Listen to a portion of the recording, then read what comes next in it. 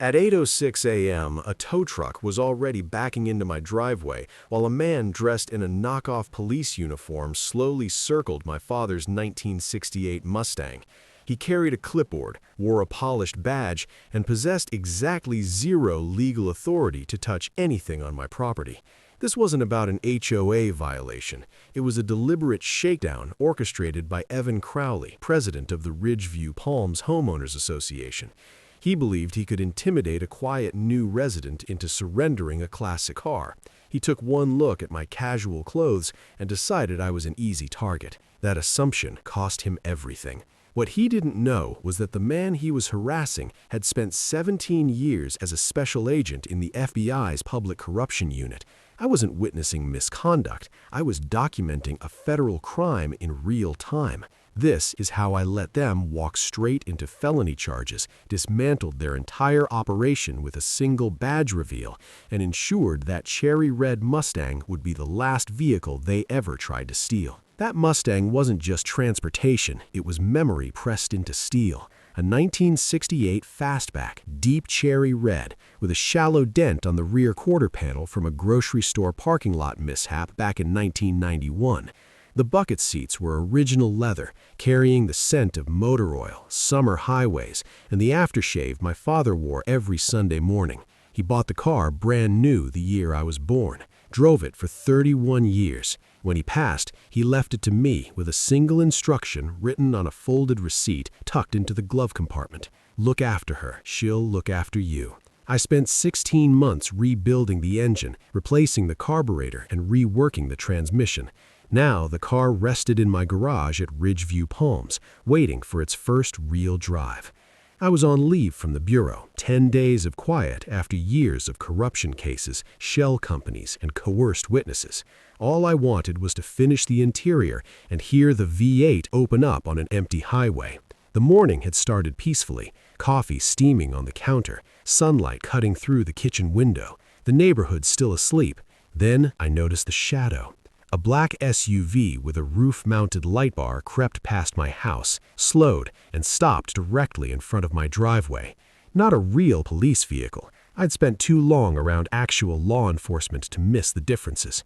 No department insignia, no unit numbers, just a magnetic door decal reading Community Safety Patrol.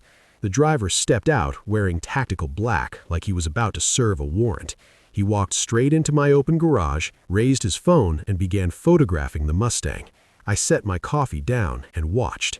The crooked badge on his chest read 111, Arizona plate KDL 7294, timestamp 8:06 a.m. The details logged themselves automatically, the same way they had through hundreds of interrogations and crime scenes. Observation first, reaction later. I walked outside calmly, hands loose at my sides, expression neutral. When he heard my footsteps, his right hand dropped to his belt in the reflexive gesture of borrowed authority. I stopped about 9 feet away and asked if I could help him. He introduced himself as Mark Dalton, Community Safety Patrol, and informed me that my vehicle violated HOA Regulations Section 5.1, unregistered vehicles visible from the street and failing community aesthetic standards. I told him the vehicle was registered, insured, and parked inside my private garage on my private property. He replied that the vehicle was old, unsightly, and incompatible with Ridgeview Palms' appearance. He assured me I'd receive a formal violation notice before the end of the day. The speech was smooth, rehearsed, delivered by someone accustomed to compliance. I asked who authorized him to photograph private property. He smiled and said he had full authority from the HOA board. Then he returned to his SUV and drove off, flicking the light bar once at the corner like punctuation. I stood in the driveway, the desert heat pressing against my face. My pulse stayed flat. Anger was useless. I went inside, opened my laptop, and pulled up the HOA's CC&Rs. 49 pages of covenants and restrictions. Section 5.1 prohibited abandoned vehicles, inoperable vehicles, and cars parked on lawns. Nothing about aesthetics, nothing about classic cars, nothing about vehicles inside garages. The Mustang violated nothing. I created a new folder on my desktop, Ridgeview Palms. First entry, Mark Dalton, badge 11, 8:06 a.m. False claim of authority, unauthorized photography, impersonation indicators. I looked back at the Mustang. My father used to say, machines outlast men only if someone cares enough to maintain them. This one would outlast me too. That afternoon, at 4:32 p.m., an envelope slid through the mail slot, crisp white, hand-delivered. The return address read, Ridgeview Palms Homeowners Association, official notice. Inside was a single-page document dressed up to look legal. Violation notice, property address, owner name, alleged violation of Section 5.1 for maintaining a vehicle that failed aesthetic standards. Fine, $450, due within 7 days. Failure to comply would result in vehicle seizure by authorized towing partners. The signature belonged to Evan Crowley, HOA president. I photographed it and added it to the folder. The language was telling, seizure, authorized, big words with no legal backbone. HOAs in Arizona couldn't confiscate private property without a court order. They couldn't fine for violations not listed in their own documents. This wasn't enforcement, it was theater. I walked the neighborhood that evening. 3 houses down, a woman watering her plants stiffened when I mentioned the notice. Her name was Linda Morales. She lived here for 11 years. When I told her the notice involved my car, her watering can froze mid-pour. She glanced around before inviting me onto her porch. 6 months earlier, her sister's car had been towed overnight from Linda's driveway, 2:40 a.m. Impound fee $780. The HOA claimed it was authorized, no hearing, no appeal. Linda had filmed the tow from her bedroom window. She still had the video. She never reported it. She was afraid. Crowley controlled the board, the patrol, the newsletter. People who resisted found themselves drowning in violations until they moved away. She named at least 10 families affected. The towing company, Desert Apex Towing, was owned by one of Crowley's golf buddies. Every car meant profit, likely kickbacks. The community patrol started as a neighborhood watch. Crowley turned it into a private enforcement arm. Fake uniforms, fake authority, manufactured fear. I thanked her and went home. That night, I drafted a formal response requesting written citation of the violated provision and sent it by certified mail. Then, I ordered 4 security cameras with overnight shipping. Saturday morning, 5 days after the notice and 2 days before the deadline, they came back. A flatbed from Desert Apex idled at my driveway. Mark Dalton stepped out of the SUV. A third man in a cheap suit followed. The playbook was obvious. Dalton provided intimidation. The suit handled persuasion. They announced the compliance period had ended. It hadn't. The lie was deliberate. The man in the suit introduced himself as Robert Ellis, community liaison. He suggested that if I cooperated, penalties could be reduced at the next board meeting. He handed me a document titled Seizure Authorization, stamped Community Enforcement, signed by Evan Crowley.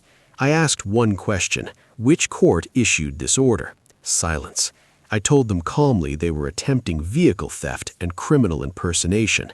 Dalton warned me Crowley had connections and that troublemakers found their lives getting complicated. I asked if he was threatening me on camera. That's when he noticed the cameras. They left. That evening, I clipped the footage and called Lieutenant Aaron Mitchell at the county sheriff's office. He'd been tracking complaints about Ridgeview Palms for 2 years with no evidence. I told him I had video, documents, and witnesses. He asked if I could come in Monday morning. I agreed. The quiet neighbor with the old car had been building a case since the first mistake they made. Monday morning began before sunrise, the desert air still cool enough to carry sound, and I left the house at 6:18 a.m. with a manila folder under my arm and a flash drive in my pocket, already replaying timelines in my head as naturally as breathing. The sheriff's office sat 20 minutes away, beige concrete and tinted glass, and when I walked inside, I was met by Lieutenant Aaron Mitchell, a compact man in his early 50s with gray threading through his hair and the posture of someone who had learned patience the hard way. He didn't waste time on pleasantries. We went straight into a small conference room with a single window facing the parking lot, and I laid everything out in chronological order.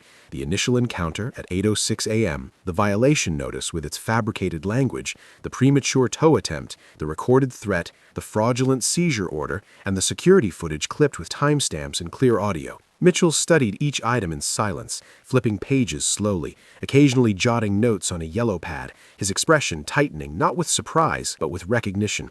When he plugged in the flash drive and watched Dalton threaten me about complicated lives, he replayed that section twice before leaning back in his chair. He said this matched a pattern his department had suspected for years but had never been able to prove because people either paid and moved on or got buried in paperwork until they sold their homes. I told him this wasn't just harassment, it was impersonation, attempted theft, and conspiracy. He agreed, but said proving the HOA president's involvement would require either financial records or insiders willing to talk.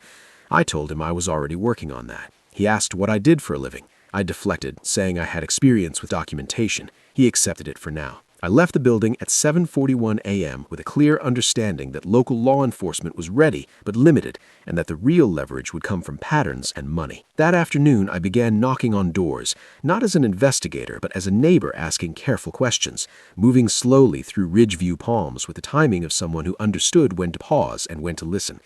The first house belonged to the Hendersons, a couple in their 40s who looked relieved just to have someone acknowledge what had happened to them. Their pickup had been towed 16 months earlier, overnight, while Mrs. Henderson was recovering from knee surgery and couldn't drive. The impound fee had been $920, reduced to $650 after Evan Crawley personally intervened and offered what he called a compassionate adjustment. In exchange, she had signed a form he presented as an acknowledgement of violation. Mr. Henderson retrieved the document from a filing cabinet and handed it to me with shaking hands. It wasn't an acknowledgement, it was a liability waiver, releasing the HOA from all future claims related to vehicle enforcement. That single piece of paper changed the nature of the case. This wasn't opportunistic bullying, it was premeditated damage control. Crawley wasn't just collecting fines, he was collecting legal insulation. I photographed the document and logged it. The next interview was with the Chens, who operated a small catering business out of their home. Their delivery van had been seized for displaying commercial signage, allegedly violating community rules. Mr. Chen had done what most people didn't. He kept receipts. Impound fee paid to Desert Apex Towing, administrative fee paid to the HOA, late penalties, storage charges. Total loss, $1,360. But the critical detail sat at the bottom of one receipt. The administrative fee had been mailed to a post office in Nevada. I asked him if he was sure. He brought out the original envelope. Nevada meant interstate commerce. Interstate commerce meant federal jurisdiction. That one address transformed a neighborhood dispute into a wire fraud case. I logged it and thanked him, watching his shoulders relax slightly, as if speaking the truth had lifted something physical off his chest. By Wednesday noon, I had spoken with 11 families. Losses ranged from $300 fines to $1,800 impounds. 8 had direct encounters with Mark Dalton. 5 had vehicles taken in the middle of the night. One elderly couple had paid weekly penalties for an accessibility ramp required for a disability. Each story differed in detail, but followed the same structure: fabricated violations, urgency, intimidation, payment, silence. Patterns are the language of prosecutions. This one was fluent. I compiled everything into a structured timeline and called Special Agent Rachel Monroe at the Phoenix FBI field office at 7:12 p.m. Rachel and I had crossed paths years earlier on a municipal bribery case, and she understood how thin the line was between a tip and a chargeable offense. I framed the situation as information gathered during personal time, outlined the Nevada connection, and explained the impersonation and extortion elements. She asked precise questions, none wasted, and told me it was enough to justify opening a preliminary inquiry. She asked for a briefing packet by Monday. I agreed. Thursday morning, 2:17 a.m., my motion alerts triggered simultaneously on all 4 cameras. I watched 2 figures approach my driveway, their movements deliberate but tense. Dalton was unmistakable, the slight hitch in his left step giving him away even before the camera caught his face. His partner was younger, nervous, scanning the street like prey expecting a predator. Dalton knelt at my garage door, produced a slim tool, and abandoned it when the security light flared on. He moved to the side window, photographed the Mustang through the glass, then walked to my front door and taped a document to it before retreating to a dark sedan down the block. I waited 5 minutes before retrieving the paper. It was another HOA notice, hastily formatted, riddled with spelling errors, escalating the fine to $950 per day, retroactive, total demanded $5,700, payment due by Friday noon. It threatened liens, collections, and immediate seizure. Panic leaves fingerprints. I photographed everything and sent the footage to Lieutenant Mitchell before dawn. 6:52 a.m., my phone rang from an unlisted number. Evan Crawley's voice came through smooth but strained, the tone of a man attempting negotiation from a collapsing position. He said he wanted to resolve things amicably. He said fines could be withdrawn if I removed the vehicle within 30 days. I asked if he was aware his patrol officer had trespassed on my property hours ago. Silence. He claimed ignorance, blamed Dalton's initiative. I told him I had video, including delivery of a document bearing his signature. When he spoke again, the warmth was gone. He listed his connections, hinted at audits, permits, professional obstacles. He framed it as advice. I recorded everything. Threatening to weaponize government processes wasn't clever. It was a confession. Friday morning, the tow truck returned. This time, Crawley came with it. Dalton, a liaison. The formation told me everything. They believed this was the end. When Dalton announced seizure authority, I let him finish. When Crawley confirmed personal authorization, I removed my badge and held it where all three could see. The effect was immediate and irreversible. Dalton froze. The liaison walked away and never came back. The tow truck retreated without a word. I calmly named the crimes, listed the evidence, and told Crawley federal charges were imminent. Sheriff's cruisers arrived minutes later. Dalton and Crawley were escorted away in front of the neighbors they'd terrorized for years. By Sunday evening, Ridgeview Palms was standing room only for an emergency HOA meeting. Testimony spilled out, waivers, receipts, stories. A no-confidence vote dissolved the board. Linda Morales was named interim president. 4 months later, Crawley pled guilty to wire fraud and conspiracy. Dalton went to state prison. Desert Apex lost its license. Restitution checks followed. The machine collapsed because it was finally observed, documented, and challenged. All of it started with a single mistake at 8:06 a.m. when they assumed the quiet neighbor with the old car didn't know how to take notes. The weekend after Evan Crowley and Mark Dalton were escorted out of Ridgeview Palms did not bring calm the way people expected. It brought a low, vibrating tension that sat over the neighborhood like heat trapped under asphalt, because everyone understood something irreversible had started, and no one knew yet how far it would go. Saturday passed with patrol cars making slow, deliberate loops through the streets. Not sirens, not lights, just presence, the kind meant to be seen. I spent the day inside, not hiding, but organizing, cross-referencing timestamps, labeling audio files, annotating statements, building a structure strong enough to survive hostile attorneys and skeptical judges. At 9:11 p.m., Special Agent Rachel Monroe called to confirm the Phoenix field office had opened a preliminary federal inquiry based on the materials I sent. She didn't congratulate me. She didn't speculate. She simply said, "Don't confront anyone. Don't warn anyone. Let them keep talking." I told her I had no intention of interfering. The case had momentum now, and momentum came from pressure, not force. Sunday morning, Crowley was released on bond, and by 10:34 a.m., word spread through the community that he intended to attend the emergency HOA meeting despite his attorney's advice. That decision alone told me everything I needed to know about his mindset.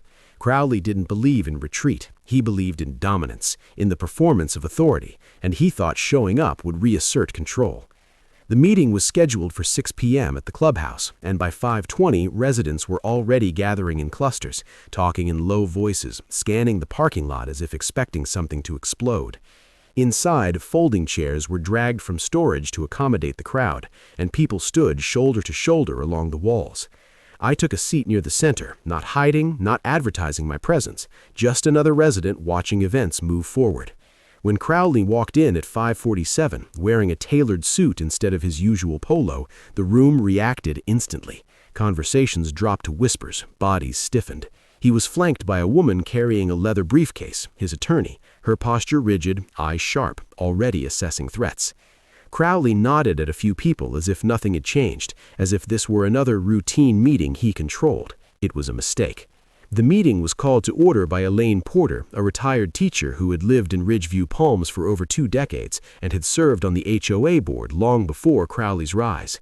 Her voice was steady as she explained the emergency session had been legally invoked and that residents would be allowed to speak. Crowley's attorney objected immediately, citing ongoing investigations. Elaine shut it down without hesitation, stating that governance and accountability were not optional. The first speaker was James Henderson, who walked to the front holding the liability waiver Crowley had tricked his wife into signing. His voice shook as he explained how they'd been pressured, how the so-called mercy discount had been bait for silence. When he finished, he didn't argue, he didn't accuse, he simply held up the document so everyone could see it. A murmur rippled through the room. Then Victor Chen spoke, precise and controlled, laying out numbers like evidence tags, fees, penalties, receipts, the Nevada address that made the room go quiet in a different way. People didn't need legal training to understand that money leaving the state meant something bigger. The testimony stacked, one after another, each reinforcing the last, forming a shape no speech could undo. An elderly woman spoke about fines for plants that weren't approved. A veteran's daughter described penalties for an accessibility ramp. Each story tightened the room. Crowley remained seated, taking notes, occasionally whispering to his attorney, his composure intact but thinning. When Elaine asked if anyone wished to respond, Crowley stood. He thanked the speakers, acknowledged procedural errors, and proposed a review committee, refunds, reform. It was a familiar move, an attempt to reclaim narrative control. For a moment, it almost worked. Then Mrs. Alvarez, seated near the back, asked a single question about payments to Desert Apex Towing over the past 3 years. Crowley hesitated. His attorney's pen stopped. Others joined in, voices overlapping, questions accelerating. How much money? Who approved it? Where did it go? Crowley raised his hands for order, his voice sharpening as he blamed misinformation, outside influence, manipulation. He pointed directly at me and called me a disruptor who had poisoned the community. I didn't stand. I simply said, clearly and calmly, that I was recording his statement and that threatening witnesses in an open meeting was not advisable. His attorney grabbed his arm, whispering urgently, but the damage was done. Elaine immediately called for a vote of no confidence, citing the bylaws. Hands shot up across the room, not tentatively, but decisively. The count took nearly a full minute. The board was dissolved on the spot. An interim committee was formed, and Linda Morales was named interim president. Crowley walked out without speaking, his attorney trailing behind him, briefcase tight against her chest. The room didn't cheer, it exhaled. Over the next weeks, the criminal process moved with the slow, relentless pace of machinery finally engaged. Federal subpoenas went out, bank records were pulled. Desert Apex's accounts told the story clearly. Consistent transfers tied to specific impounds, routed through shell entities before landing in accounts linked to Crowley. Dalton, facing his own exposure, tried to distance himself, but video footage contradicted every claim. By mid-October, plea negotiations began. Crowley accepted a deal, 24 months in federal custody, restitution totaling $44,800, and a permanent ban from HOA leadership. Dalton received 18 months in state prison for impersonation and attempted theft. Desert Apex lost its operating license. Restitution checks followed, not as charity, but as acknowledgement. I watched the process from a distance, declining interviews, refusing attention, letting the system do what it was designed to do when fed accurate information. One Saturday morning, months later, I finished restoring the Mustang. The engine idled smoothly, the interior complete. I pulled out of the garage and drove through Ridgeview Palms, past porches where people waved without fear.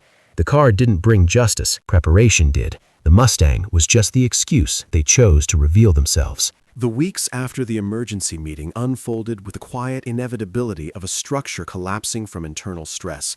Because once the board dissolved and Crowley lost the shield of position, every hidden seam in the operation began to split at once, and Ridgeview Palms transformed from a neighborhood held together by fear into a case study in how quickly power evaporates when scrutiny replaces intimidation.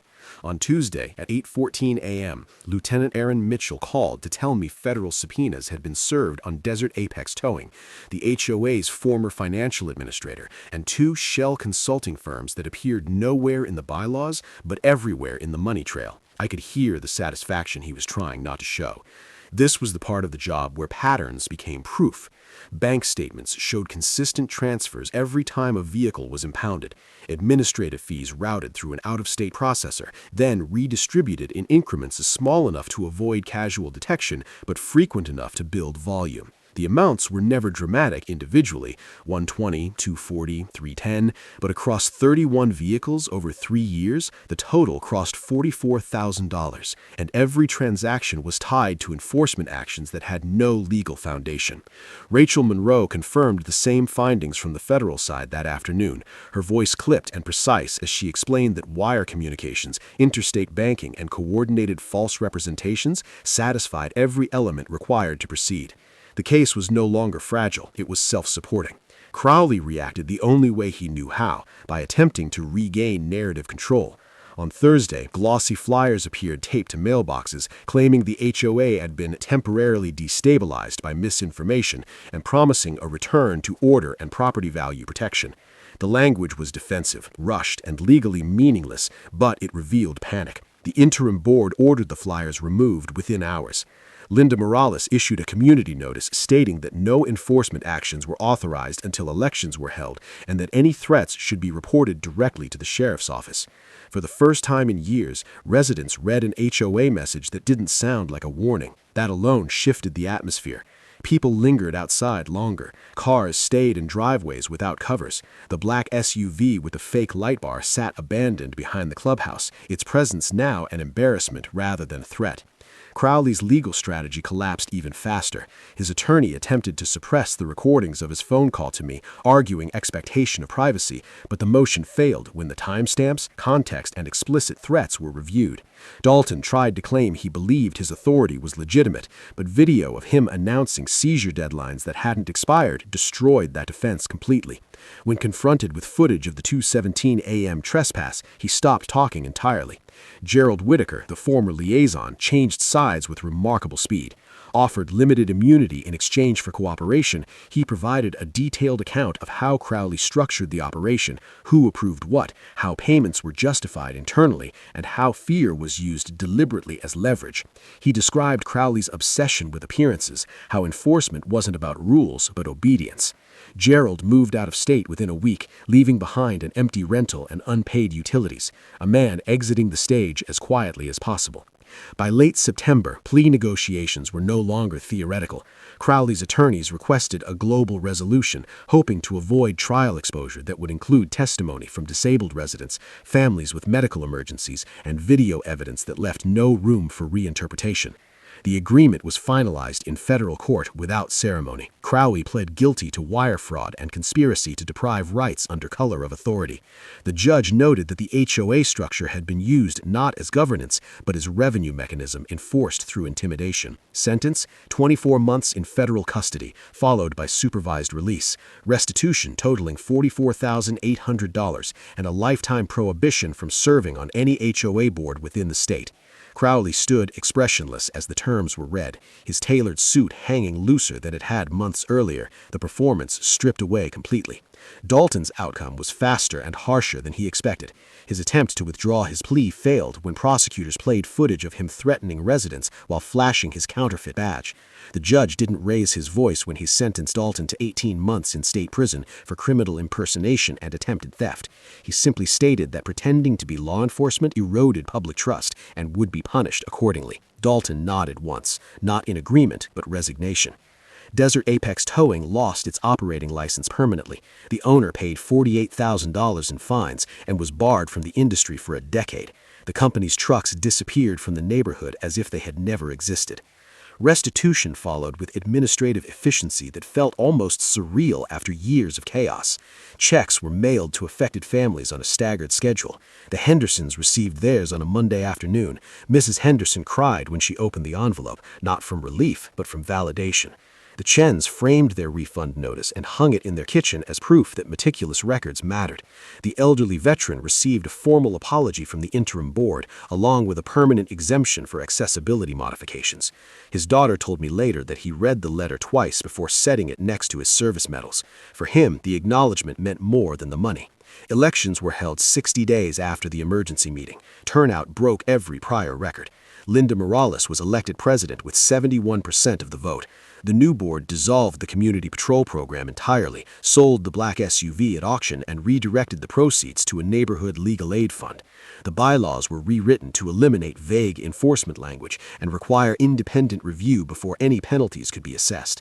Transparency replaced theater. Silence replaced fear. I stayed deliberately in the background as the neighborhood rebuilt itself. I declined invitations to speak at meetings, refused interviews, and avoided being positioned as a symbol. This had never been about heroics. It was about process, about documenting facts and letting institutions function once they were forced to see clearly. By October, the Mustang restoration was complete. The leather seats were conditioned, the dash polished, the engine tuned until it idled clean and steady. On a quiet Saturday morning, I eased it out of the garage and drove through Ridgeview Palms without stopping. Neighbors waved. No one looked away. The street felt lighter, less compressed. When I reached the main road, I accelerated, the V8 opening up the way it was meant to, sound rolling back across the desert. The car hadn't changed. The environment around it had. And that difference was permanent. What surprised most people afterward was not how quickly the operation collapsed, but how silent it became once the machinery stopped moving. Because fear had been the only sound holding Ridgeview Palms together for years, and when that sound vanished, what remained was an unfamiliar quiet that forced everyone to confront how much space intimidation had been occupying. In the days following Crawley's plea agreement, the neighborhood moved cautiously, like a place relearning its own shape. Cars stayed parked openly, garage doors remained half-raised. People spoke longer on sidewalks without scanning for uniforms that no longer existed. I noticed the change most clearly at night, when the streets no longer felt watched, when the absence of that black SUV made darkness feel neutral instead of hostile.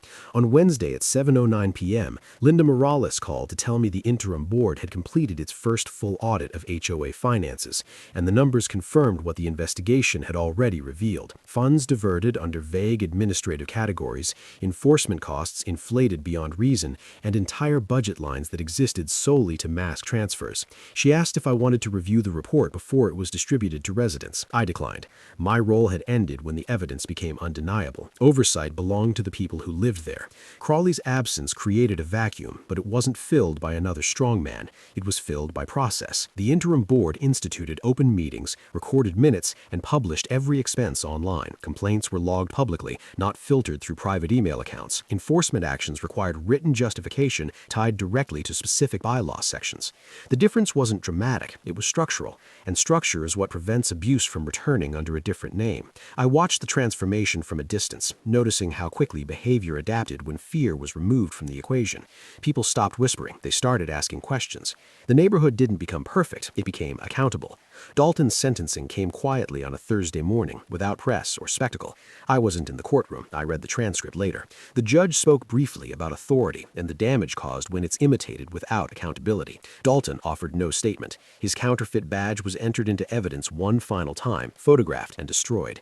The image stayed with me more than the sentence itself, a symbol manufactured to intimidate, reduced to documentation, then erased. That was how the entire operation ended, not with drama, but with records. Desert Apex Towing vanished almost overnight. Their lot, once full of vehicles, sat empty behind a chain-link fence with a foreclosure notice stapled crookedly to the office door. The phone number listed on their receipts is connected. The owner paid his fines and retreated into obscurity. A man who had confused proximity to power with immunity. The Nevada post office box was closed. Shell entities dissolved. Each piece removed cleanly, leaving no mechanism for the scheme to reassemble itself elsewhere under the same configuration. Restitution continued to arrive in waves. By mid-November, all 31 families had been reimbursed. Some deposited the checks without comment. Others treated them like artifacts, proof that what had happened to them was real and recognized. One man stopped me on the sidewalk to say he hadn't realized how tense he had been living until the tension was gone. He didn't thank me. He didn't need to. The neighborhood thanked itself by refusing to return to silence. The first contested HOA election in over a decade was held on a clear Sunday afternoon. Folding tables were set up in the clubhouse, ballots counted by volunteers, results announced before sunset. Linda Morales won decisively, but what mattered more than the margin was the turnout. Participation itself had become a statement. The new board's first resolution eliminated discretionary enforcement entirely. If a rule couldn't be cited clearly and applied uniformly, it couldn't be enforced at all. The community patrol program was formally dissolved, its remaining equipment auctioned off, the black SUVs sold for $3,200, proceeds earmarked for a legal education fund to help residents understand understand their rights under state law. The irony wasn't lost on anyone. I returned to my own routines quietly. Morning coffee, evening walks, occasional waves exchanged with neighbors who now felt comfortable acknowledging one another. The Mustang sat in the garage, fully restored, no longer a point of contention, but a constant reminder of how arbitrary the conflict had been. The car hadn't changed. The meaning attached to it had. It was no longer a target. It was simply mine. On a Saturday in late October, I finally took it out for a long drive. Not a victory lap, just motion. The engine responded smoothly, the sound steady and familiar, carrying me past the edge of the neighborhood and into open desert. The road stretched wide and empty, heat rising in faint ripples off the asphalt. I thought about my father's handwriting on that folded receipt, the simplicity of the instruction he'd left me. He hadn't meant the car itself. He'd meant responsibility, care, attention. The same principles that unraveled Crawley's operation applied everywhere else, too. Systems fail when people stop watching them. They collapse when someone finally does. I didn't call anyone during that drive. I let the miles pass without commentary, without narration, without turning it into something symbolic. When I returned home, the sun was low, the garage door open, the neighborhood quiet in a way that felt earned rather than imposed. Maria Santos waved from across the street. The Hendersons were working in their yard, their truck parked openly in the driveway. The Vetterman sat on his porch, ramp unobstructed, watching the afternoons settle. That night, I archived the Ridgeview Palms folder on my laptop, not deleted, archived. Evidence belongs to history once it's no longer needed for justice. I labeled it clearly and stored it alongside closed cases from years past. Another pattern identified, another system corrected, nothing more required. The following Monday, Rachel Monroe called to ask if I was ready to return to work. I told her I'd be back by the end of the week. She asked if the situation at home had resolved itself. I said yes. She didn't ask for details. She didn't need them. The Bureau runs on documentation, not anecdotes. Ridgeview Palms didn't become famous. It didn't attract attention beyond court filings and archived news briefs.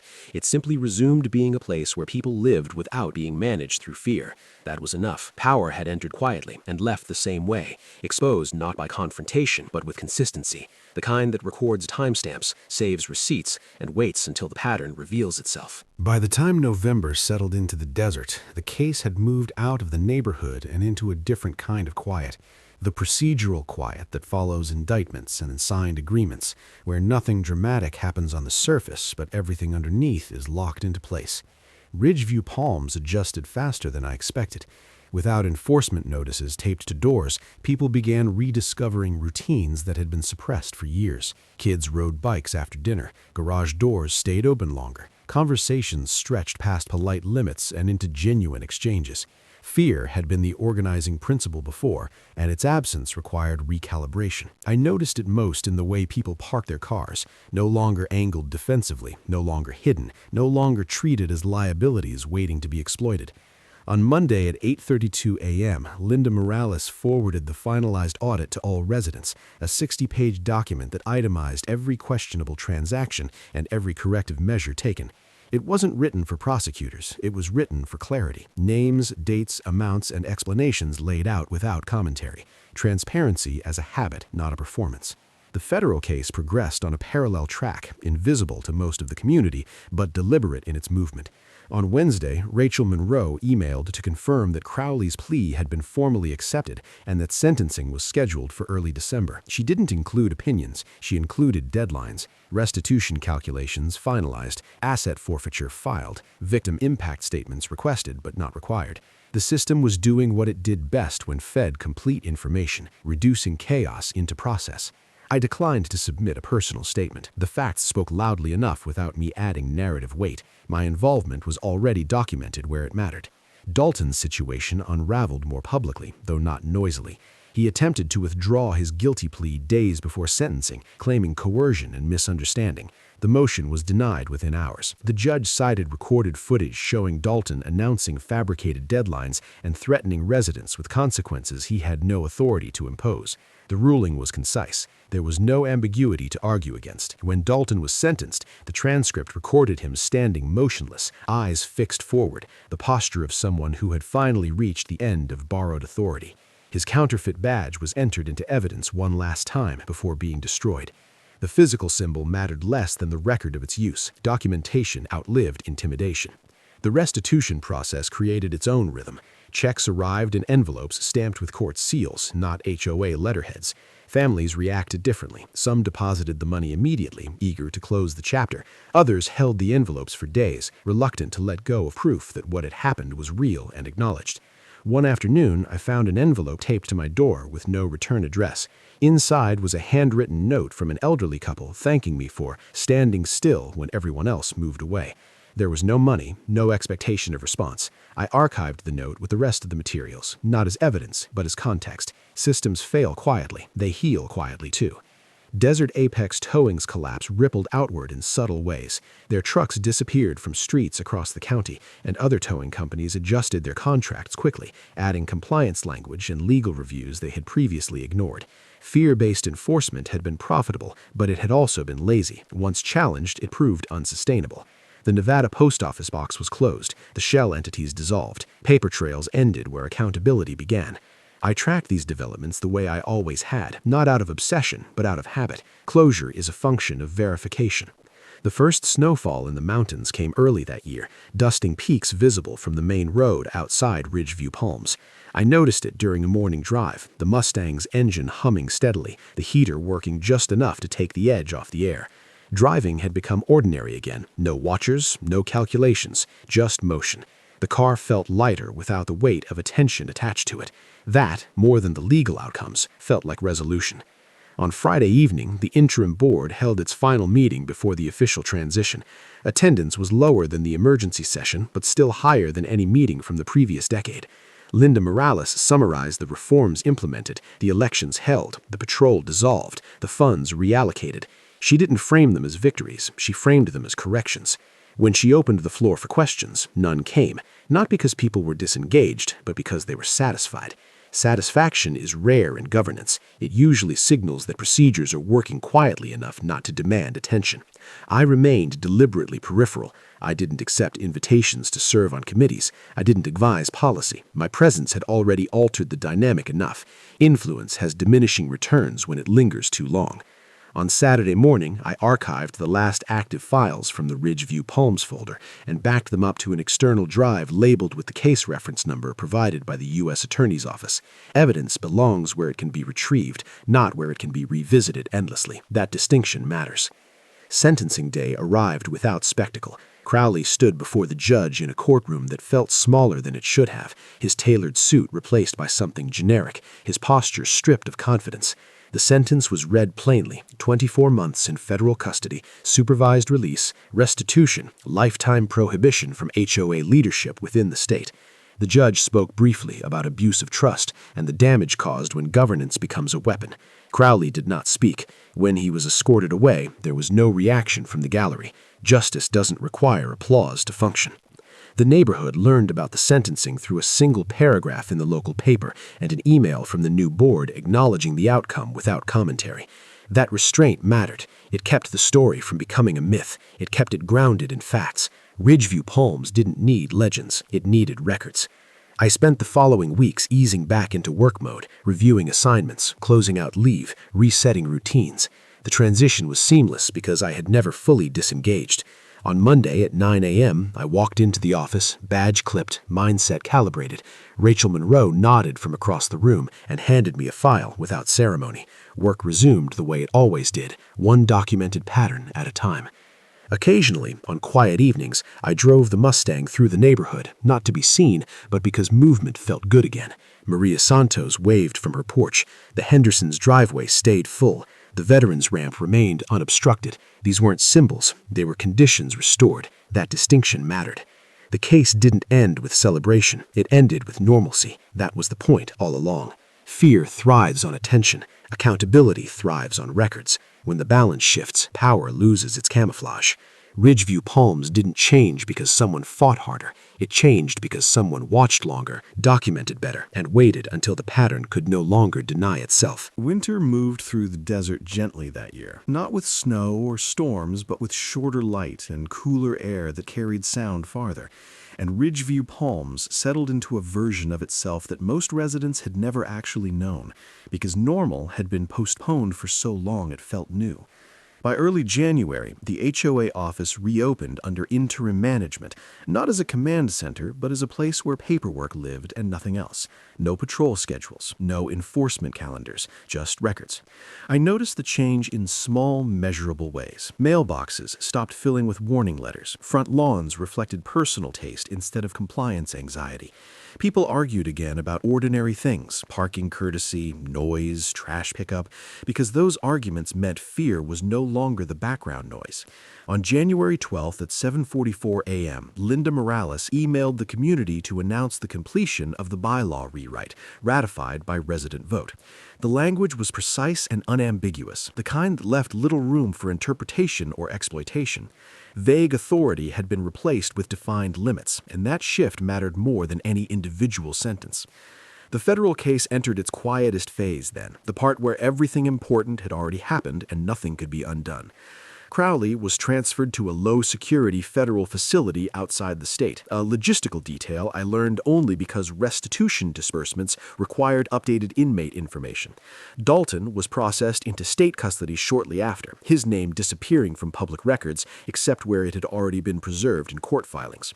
Gerald Whitaker's cooperation became a sealed appendix to the prosecution, referenced but unseen, his role reduced to footnotes and numbered paragraphs. The machine had finished its work and shut itself down. I archived the final correspondence and closed the folder for the last time, not ceremonially, but deliberately, because endings should be clear enough not to invite reopening. One afternoon, while walking back from the mailbox, I ran into Mrs. Alvarez, who had asked the question that broke Crowley's composure at the emergency meeting. She looked lighter, not relieved exactly, but steadier. She told me she'd lived there for 17 years and had always assumed the stress she carried was normal, that neighborhoods simply worked that way. Now she slept better. That was all she said. She didn't thank me. She didn't need to. Her statement was a metric, not a compliment. Reduced stress is measurable. It's one of the few outcomes that doesn't lie.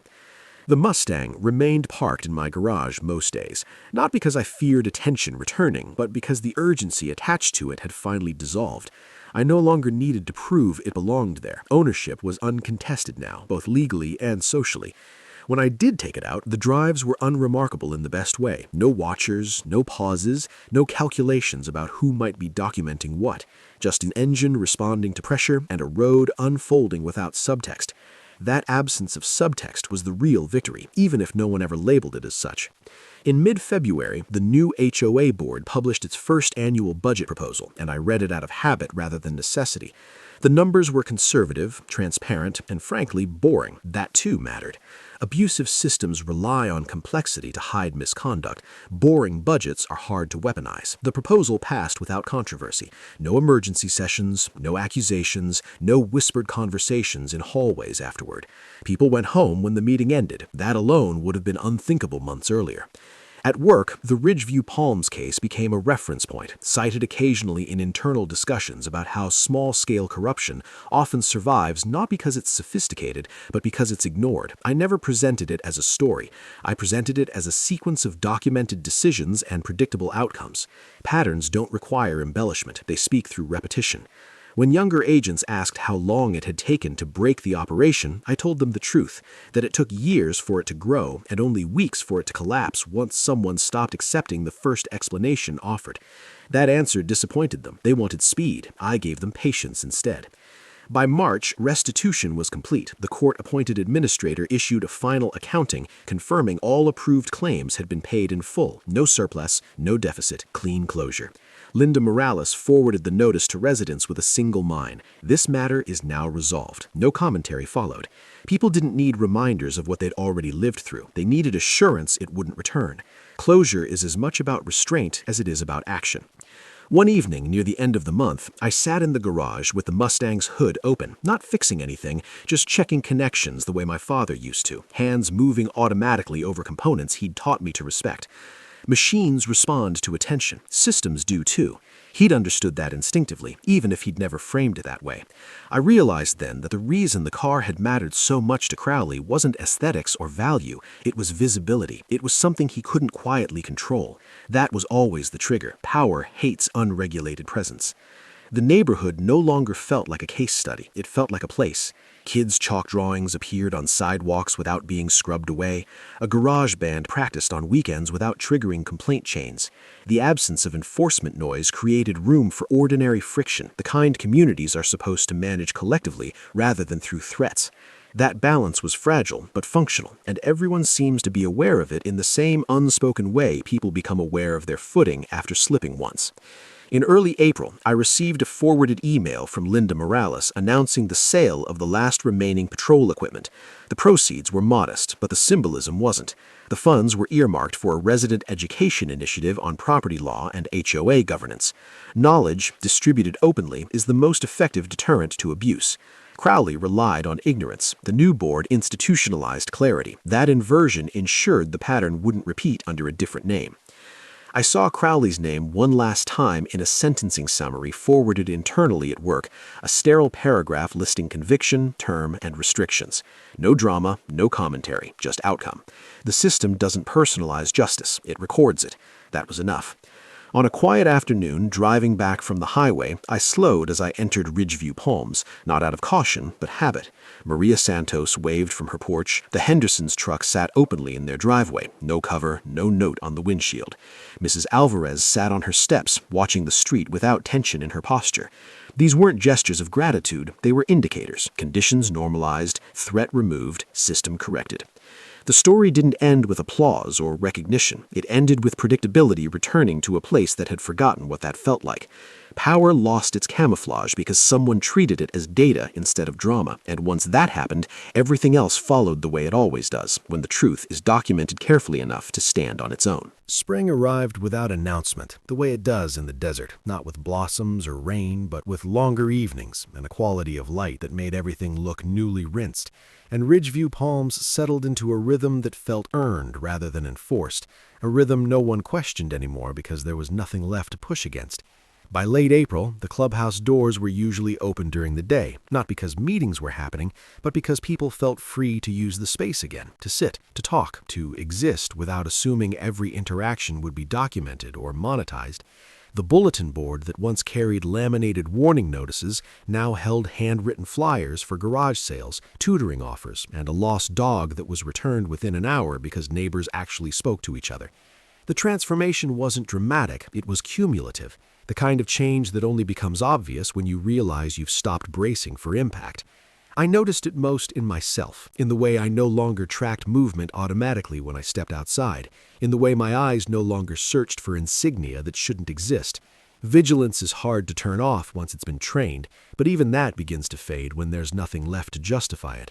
At work, the Ridgeview Palms case closed formally with a final internal memo circulated for record-keeping purposes, a dry document listing charges, outcomes, restitution figures, and compliance notes, everything reduced to text that could be retrieved later if needed. No one celebrated it, no one needed to. The Bureau doesn't operate on satisfaction, it operates on resolution. When a system stops generating harm, attention moves elsewhere. That's how it's supposed to work. I filed the memo, archived the case reference, and moved on to the next assignment without carrying anything forward except the pattern recognition that always stays with you whether you want it to or not. On a Saturday morning in May, I rolled the Mustang out of the garage early, the air still cool enough to justify the light jacket I'd thrown on out of habit. The car had been running flawlessly for weeks, but that morning felt different, not because of the machine, but because the road ahead was no longer framed by anything unresolved. I drove slowly through the neighborhood, past houses that had once felt like observation points and now felt like homes. Maria Santos was trimming hedges, her movements relaxed. She looked up, waved, and went back to work without stopping. The Hendersons' driveway held 2 vehicles, neither covered, neither positioned defensively. The veteran sat on his porch ramp, coffee in hand, nodding once as I passed. No one stared, no one followed. That absence of attention was the clearest signal that everything had ended where it was supposed to. I turned onto the main road and accelerated, the Mustang responding the way it always had, engine note deepening as the desert opened on both sides. The highway stretched ahead, pale and empty, mountains hazy in the distance. I drove without destination for a while, letting the car settle into its own rhythm, thinking not about the case, not about Crowley or Dalton or any of the names that had once filled my notes, but about how easily systems slide into abuse when no one checks them, and how fragile that abuse becomes the moment someone does. It wasn't a revelation, it was confirmation, the kind you only get when you watch something run its full course. When I returned home later that afternoon, the garage door lifted smoothly, sunlight spilling across the concrete floor, and I parked the Mustang where it had always belonged. Not as a symbol, not as evidence, just as a car that had outlasted a moment of manufactured authority. I shut the engine off and sat there for a second longer than necessary, listening to the ticking of cooling metal, a familiar sound that had nothing to do with conflict or resolution. My father had understood that sound. He'd understood that care wasn't dramatic, it was repetitive. It was attention applied consistently over time. That principle had carried further than he'd probably imagined. That evening, the new HOA board sent out a brief update announcing the completion of all transitional measures and the formal return to standard governance under the revised bylaws. The email was concise, factual, and unremarkable. I read it once and deleted it. There was nothing left to track, no loose ends worth monitoring. The system had corrected itself because it had been forced to see itself clearly, and once that happened, it didn't require continued supervision from me. Oversight works best when it becomes invisible again. Weeks passed, then months. Ridgeview Palms faded from my active awareness the way resolved cases always do, slipping into background memory, where details blur and only structure remains. Occasionally, someone new would move in, unaware of what had come before, and that ignorance was the final indicator of success. Communities shouldn't be defined by their worst moments. They should be allowed to forget them once safeguards are in place. Forgetting, in that sense, isn't denial, it's recovery. One evening, near the start of summer, I found myself sitting on the back porch watching the sky shift colors as the sun dropped behind the mountains. The air still warm, cicadas starting their slow build toward night. The neighborhood was quiet but not empty. Doors opened and closed. Laughter drifted briefly from somewhere down the street. A car passed without slowing. All ordinary signals, all things that had once felt uncertain, now happening without comment. I didn't document any of it. I didn't need to. Some conditions are stable enough to be trusted once they've been earned. The Mustang remained part of my routine, not as a reminder of what had happened, but as a continuation of something that started long before Ridgeview Palms existed, long before Crowley decided authority was something he could borrow and weaponize. Machines outlast people when someone cares enough to maintain them. Communities do too. That lesson didn't require a closing statement or a moral attached to it. It existed on its own, visible in the absence of fear, audible in the sound of an engine running cleanly, present in the way people stopped looking over their shoulders when they stepped outside. Nothing about the ending was cinematic. There were no final confrontations, no lingering threats, no last-minute reversals. The story concluded the way most real ones do, not with noise, but with normalization. Power retreated because it had been exposed, and once exposed, it couldn't survive without disguise. All that remained was a neighborhood functioning as intended and a car resting in a garage where it belonged, both quietly doing what they were built to do. The quiet neighbor was no longer a variable, he was just a neighbor again, and that was the point.